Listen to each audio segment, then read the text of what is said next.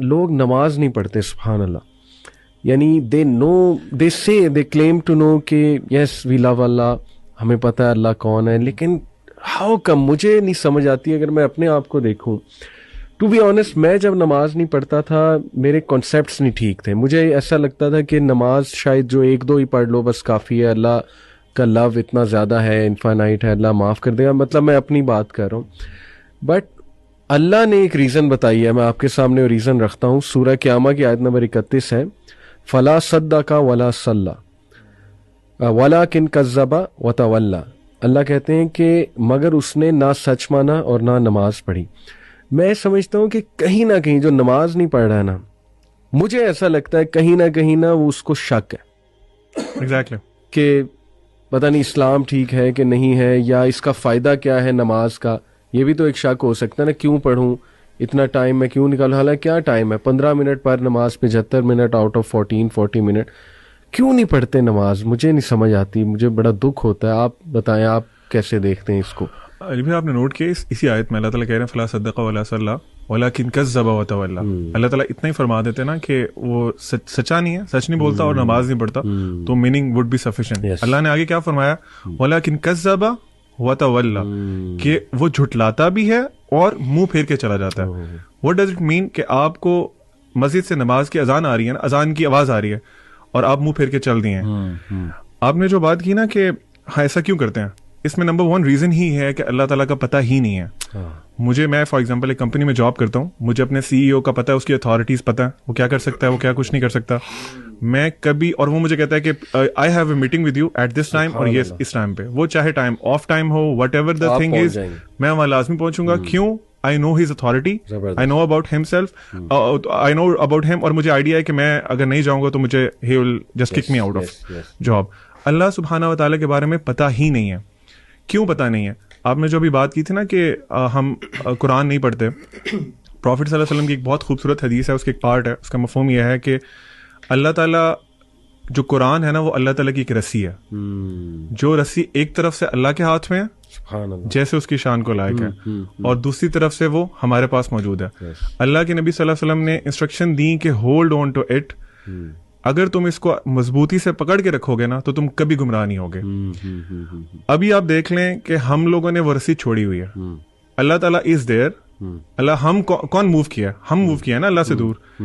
تو lack of knowledge about اللہ سبحانہ و تعالیٰ, اپنے آپ کو قرآن سے ڈسٹینس کر لینا, کیونکہ قرآن انٹروڈیوسز یو ٹو اللہ سبحانہ و تعالیٰ. اگر آپ وہ نہیں کر رہے تو ڈیفینیٹلی آپ کو ڈاؤٹ ہے, آپ کو پتہ ہی نہیں ہے کہ آپ نے کس کی بات نہیں مان رہے, کس کی پکار پہ نماز نہیں پڑھ رہے. اینڈ نماز fixes a lot of your problems اگر اس کو صحیح طرح سے پڑھا جائے. Zeeshan, what do you think? Why don't people pray? علی بھائی دیکھیں, اس کو نا دیکھنے کے 2 پرسپیکٹیوز ہیں. ایک بہت خوبصورتی سے آپ دونوں نے بتایا, یہ ہے اس کو آپ سمجھ سکتے ہیں ڈانٹ ڈپٹ کا طریقہ, یا پھر ایک خوف والا پہلو غالب رکھ کے. دوسرا پہلو آپ اس کو میں کوشش کروں گا سمجھانے سے اللہ تعالیٰ کے ایک نام سے, الوہاب سے. میں آپ کو مثال دیتا ہوں. آپ مجھے ایک چیز کہتے ہیں کرنے کو, اللہ نے بھی ہمیں کہا نماز پڑھنے کو, ٹھیک ہے, آپ نے فرض کریں مجھے کوئی چیز کہا کہ بھئی یہ کرو, اچھا 2 وجوہات ہو سکتی ہیں کہ میں وہ ایک کام کروں. آپ نے جو مجھے کہا, ایک تو یہ ہے کہ مجھے آپ سے ڈر ہے اور آپ کا خوف ہے, اور اس کے کانسیکوینسز ہیں جو کہ مجھے فیس کرنے پڑیں گے, جس کا مجھے پتا ہو, وچ از ون آف دا ویز کہ ہم وہ کام کر سکتے ہیں. اچھا دوسرا یہ بھی ہو سکتا ہے کہ مجھے پتہ نہ ہو اور بعد میں پتہ لگے کہ آپ نے میری کتنی چیزوں کا خیال رکھا ہوا ہے. مثلاً میری فار ایگزامپل جاب نیچر اس طرح کی ہے کہ مجھے باہر جانا پڑتا ہے شہر سے, مجھے پتہ ہی نہیں ہے, اور آپ جو ہے نا, میں یہ سمجھتا ہوں کہ میرے گھر پہ ساز و سامان کوئی اور لے کے آتا ہے, لیکن مجھے بعد میں پتہ لگتا ہے کہ یہ جتنی چیزیں دے رہے ہیں یہ آپ دے رہے ہیں. میرے دل میں کیا جذبات پیدا ہوں گے مجھے بتائیں؟ شکر گزاری کے جذبات پیدا ہوں گے, بالکل ہوں گے. آپ اس اعتبار سے واہب ہیں, عربی میں واہب کہتے ہیں گیور کو. اللہ کا نام ہے الوہاب, یہ سپرلیٹو فارم ہے جس کا مطلب ہے کہ دینے میں بہت زیادہ. بالکل صحیح. اچھا کیا دینے میں بہت زیادہ؟ علماء کہتے ہیں تحفے تحائف دینے میں بہت زیادہ, برکات دینے میں بہت زیادہ, فوائد دینے میں بہت زیادہ. اور علماء نے یہ بات بھی سمجھائی کہ اللہ نے یہاں پہ انٹینسو فارم کیوں یوز کی, کیونکہ اللہ تعالیٰ کیا کبھی کبھی دیتا ہے, نہیں ہر وقت دیتا رہتا ہے, ٹھیک ہے. دوسرا, کیا اللہ تعالیٰ ایک چیز دیتا ہے؟ نہیں, ورائٹی آف تھنگس دیتا ہے. تیسرا, اللہ تعالیٰ intentionally intentional giving in amounts that go beyond the necessary and expected. تو اگر بندہ یہی سوچنا شروع کر دے کہ اللہ تعالیٰ کی کتنی مہربانیاں ہیں میرے پہ، تو پھر کیا بندے کو شکر گزاری میں نہیں نفل میں کھڑا ہونا چاہیے؟ جس طرح کہ رسول اللہ صلی اللہ علیہ وسلم سے صحابہ نے پوچھا، یا رسول اللہ آپ کے اگلے پچھلے سارے گناہ معاف ہیں، آپ کیوں اتنا لمبا قیام کرتے ہیں کہ آپ کے پیر بھی میں سوجن آ جاتی ہے؟ آپ صلی اللہ علیہ وسلم کا کیا جواب تھا کہ کیا میں اپنے اللہ کا شکر گزار بندہ نہ بنوں؟ تو دوسرا رویہ نا لوگوں کو یہ بھی سوچنا چاہیے کہ دیکھیں تو صحیح کہ اللہ کی نعمتیں کتنی ہیں. لوگ دنیا کے اندر بچے مر رہے ہیں، آپ کے بچوں کو آپ روز پیار کرتے ہیں.